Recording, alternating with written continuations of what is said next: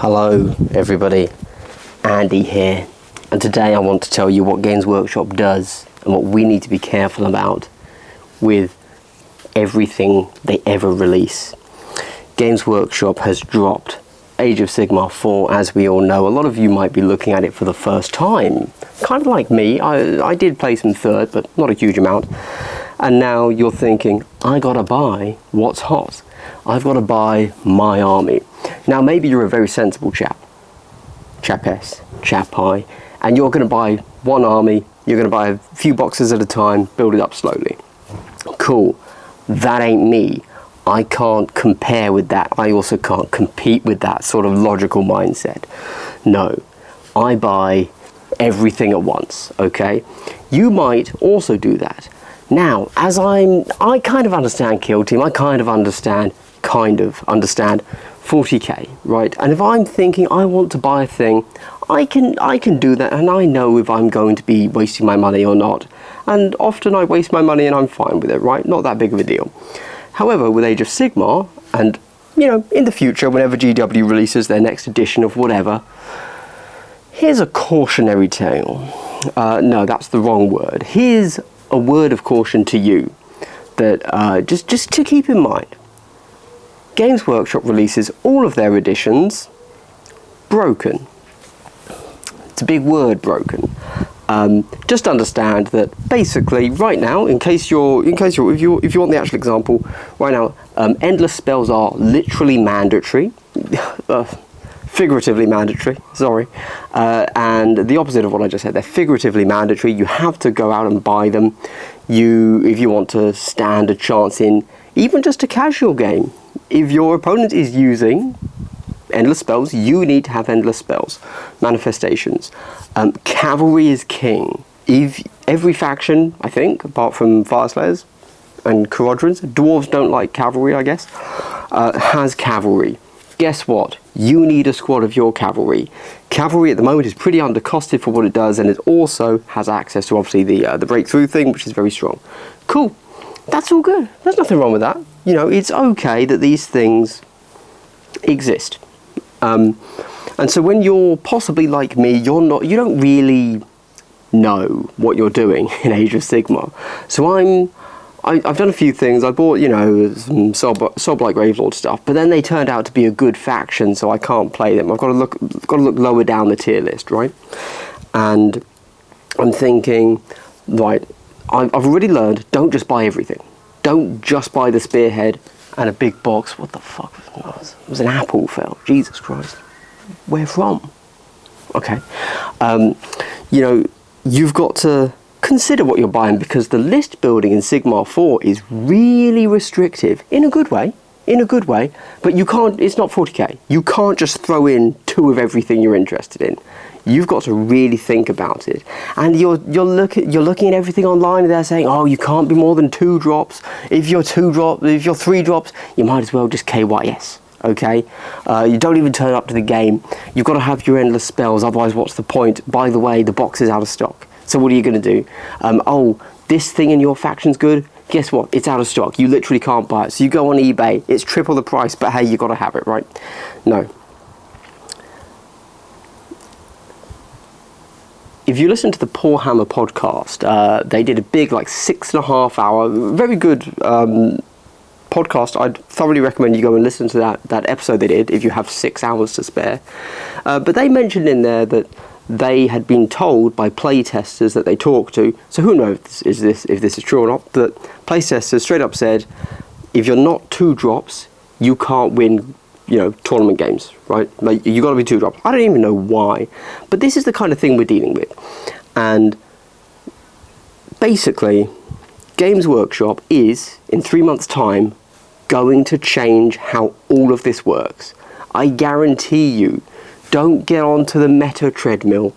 Do not go out and buy everything that is currently good for your faction. Not because you're trying to win and like metagame people, but because you don't know what you're doing. That's me. That's me right now. Hello me, as I watch this back later. I'm making this video for myself because I assume that some of you are like me. Okay? You don't really know what you're doing. You don't want to waste your money on a pointless list that doesn't work and has no synergy and is just going to get wrecked. Cool, that's great. However, everything will change in 3 months, and it will change in 3 months more than it's going to change for the rest of the edition, because for the first time in however long they've been developing this game for, you're going to have, however, 20,000 games a month played instead of 20 games a month played, okay? They're going to be able to see all of the flaws. They're going to see that endless spells don't work. They have to be changed fundamentally. Cavalry, oops, got that wrong. Wizards, undercosted. Number of drops, whether or not that's important, is going to change. Everything is going to change. So, there you go. That's all I'm saying. Your next purchase, make it what you think looks cool, because the way GW currently works, it's probably going to cycle into being good at some point. But right now, things that are good, things that you're trying to buy, going into, a game that you're a little bit unsure of, you feel comfortable with GW because you do 40k, you do Kill Team, Warcry, whatever. So you're comfortable, you know what you're getting into, but you don't know the game specifically, so you're buying in Sigmar how you tend to buy in 40k. Hold fire, okay? Give yourself 3 months. For the first, here's the GW challenge. Here's the GW New Edition challenge. Don't spunk your fucking load all over nothing. There you go. Good luck, me. I already failed that, unfortunately. But I'm saying to you, just buy what you think's cool. Don't buy the meta stuff, okay? It's going to change in 3 months. There you go. And the annoying thing is that GW does this every game they release. I mean, look, hey, you guys know, right? If you're a 40k player, I'm sure that you pay more attention to 40k content than I do. But I'm sure other people have leaked and stuff. This isn't a leak, I'm saying, for me it's rumour, because I don't know this firsthand. But like, the whole of 10th edition was designed by 2 people, right? Like, every codex, apart from like 2 of them, was 2 designers. They have more people on the team now, but 10th edition was 2 people. Of course they released broken. Hence Eldar, am I right? And now we've got Age of Sigmar. Obviously this was 3 people, so I'm sure it's fine. But keep in mind, it was 3 people, working to a deadline. So give it 3 months, like I haven't done. Sorry, I was going to say like I intend to. I intend to now. I've already spent a buttload of money, I'm not going to lie, on armies that I'm probably never going to touch. But there you go. There you go. That's all I'm saying, guys. Anyway, GW does this every edition. It's because, here's the hot tip. The reason this happens every single edition is because they're just people. They're not any, yeah, the GW designers get to spend more of their brain power thinking about it because they're paid to. It's their job. It's their only job. But they're still just people. I mean, have you read Reddit? Some of those people could be GW designers, right? Like, in the same Reddit thread, one post than the next post, you can see literally the opposite opinion, right? So, there you go. That's the thing. Just keep in mind, they're just people, and they are given a job to do this thing, and they're probably in their position because they had a good pint with the boss yesterday, consistently for several years, to be fair, and they are willing to deliver projects on time. That's significantly more important than being a good rules writer.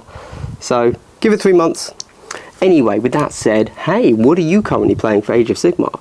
I'm super interested. Okay, I've got factions I'm interested in. I've just painted up a full Soulblight Gravelord army in the Cursed City style, but they're doing well, so I don't really want to play them right now, I love Seraphon, big fan of lizard men. Don't really know why. I don't like lizards in real life, but on the table, yeah, I'm down. Stormcast, they're always cool. Lumineth, I like elves. I'm okay with like the Greek hoplite thing, very cool. But this is something that's been weighing on my mind. If you've recently seen my community post on YouTube, it's saying, what are the trixiest factions in Kill Team? Well, I also want to know, what are the trixiest factions in the other GW games? Because I think for, like, forget power level, I think for Sigmar, it's probably Sylvaneth. But my friend Wes plays them, so I'm not going to get them, right? So what's the second most tricksy faction? I guess Shenanigans. Which faction in Age of Sigmar has the most shenanigans? Drop a comment, I'm interested. I also have spearheads and extra models of Tzeentch, Disciples of Tzeentch, and I'll have a full Slaves to Darkness army, but I don't think they're really shenanigan armies.